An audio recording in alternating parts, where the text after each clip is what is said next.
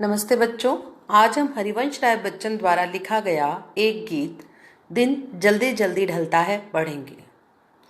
इस गीत के माध्यम से कवि ने यह संदेश दिया है कि समय किसी के लिए रुकता नहीं है। समय के अनुसार हर व्यक्ति को चलना चाहिए और अपने लक्ष्यों की पूर्ति करनी चाहिए। साथ ही साथ अपने प्रियजनों से मिलने के लिए व्यक्ति किस तरह से तेजी से अपनी मंजिल, अपने लक्ष्य की ओर कदम बढ़ाता है, उसका भी विवरण इस कविता में, इस गीत में दिया गया है। कवि कहते हैं, हो जाए न पथ में रात कहीं, कहीं रास्ते में ही रात ना हो जाए।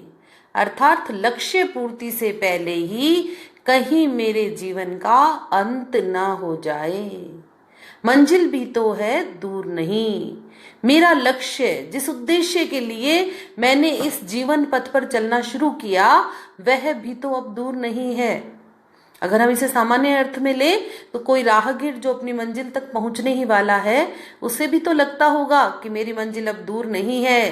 कहीं ऐसा ना हो कि मेरे जीवन में मेरी मंजिल, मेरी अंतिम स्थिति, जो इस लक्ष्य के प्राप्ति के लिए मैं निकला हूं, उस लक्ष्य की प्राप्ति से पहले ही कहीं रात ना हो जाए, शाम ना हो जाए।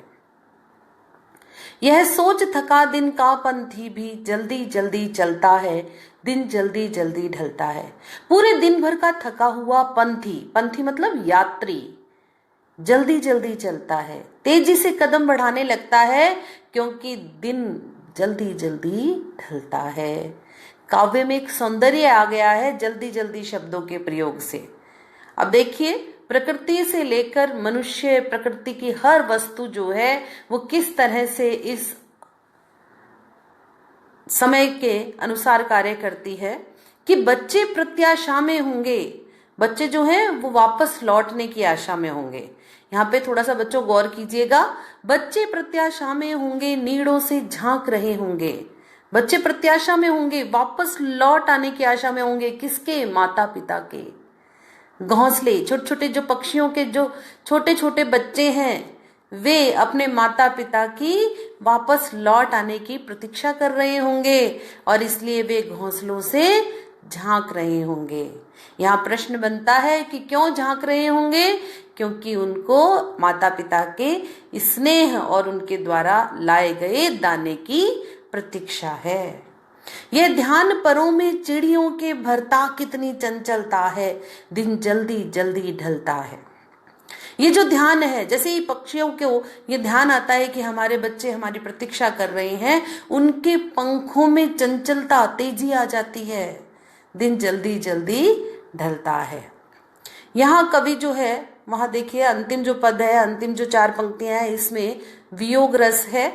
कवि जो है उसके अकेले होने की स्थिति को बताया गया है। कवि कहते हैं कि मुझसे मिलने को कौन विकल, मुझसे मिलने के लिए कौन व्याकुल है, मैं हूं किसके हित चंचल। यानी घर पर कोई मेरी प्रतीक्षा नहीं कर रहा है और मैं किसके लिए अपने कदमों की तेजी वो लाऊं, किस लिए मैं अपने कदमों को तेज करूं। यह प्रश्न शिथिल करता पद को। जैसे ही मेरे हृदय में ये प्रश्न उठता है कि मैं किसके लिए अपने पैरों की गति को तेज करूं, कौन मुझसे मिलने के लिए व्याकुल है, जैसे ही ये प्रश्न मेरे हृदय में उठता है, मेरे पैरों की गति शिथिल हो जाती है, धीमी हो जाती है और ये प्रश्न भरता उर में विह्वलता है, मेरे हृदय में विह्वलता, व्याकुलता भर देता है।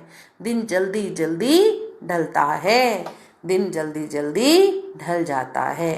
ध्यान दीजिएगा, पहली जो 4 पंक्तियां हैं उनमें कवि ने समय किसी के लिए नहीं रुकता, समय किसी की प्रतीक्षा नहीं करता, इसलिए जितनी जल्दी हो सके अपनी मंजिल की ओर हमें कदम बढ़ाना चाहिए, मंजिल की प्राप्ति के प्रयास करने चाहिए का संदेश दिया है।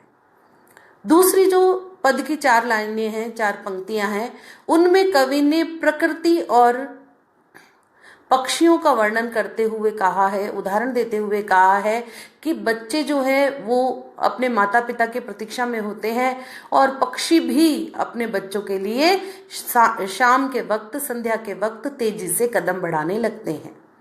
और अंतिम जो चार पंक्तियां हैं उनमें कवि ने अपने हृदय की व्याकुल अवस्था का, दुखी अवस्था का वर्णन किया है कि उनके प्रतीक्षा करने के लिए कोई नहीं है और वे अपने कदमों को धीमा कर लेते हैं और इसलिए वे बहुत अधिक व्याकुल हैं।